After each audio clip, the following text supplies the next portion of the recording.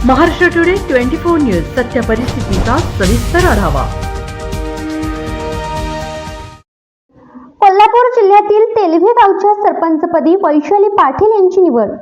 तेलवे सरपंचपदी जनस्वराज्य गटाच्या वैशाली राजाराम पाटील यांची निवड एकमताने करण्यात आली। ठरल्याप्रमाणे माजी सरपंच निरंजन पाटील यांनी राजीनामा दिल्यामुळे ही जागा रिक्त होती। पन्हाळा तालुक्यातील तेलवे ग्रामपंचायत सरपंचपदी माजी सरपंच निरंजन पाटील यांनी ठरल्याप्रमाणे राजीनामा दिल्यामुळे सदरचे पद रिक्त झाले होते। त्यानुसार हनुमान दूध संस्था, जनकल्याण दूध संस्था व भैरवनाथ दूध संस्था यांनी एकत्र येऊन जनसुराज्य पक्षाच्या गटाला ही जागा दिली। त्यानुसार जनसुराज्य गटाचे वैशाली राजाराम पाटील यांची सरपंचपदी एकमताने निवड करण्यात आली। माजी सरपंच निरंजन पाटील यांच्या राजीनाम्यानंतर बऱ्याच घडामोडी घडल्या व गावचा कारभार एका महिलेच्या हाती देण्यात आला आहे।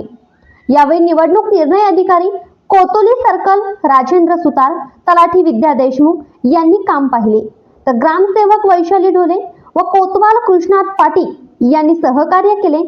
या निवडीवेळी गटनेते माजी सरपंच शरद पाटील, भालेराव भोसले, आर.एस. पाटील, बाबूराव भोसले, बाजीराव पाटील, बाळू सुतार, मारुती कुंभार, सुरेश पाटील यांच्यासह ग्रामस्थ उपस्थित होते। महाराष्ट्र टुडे मराठीसाठी ब्युरो रिपोर्ट किरण मस्कर, कोल्हापूर।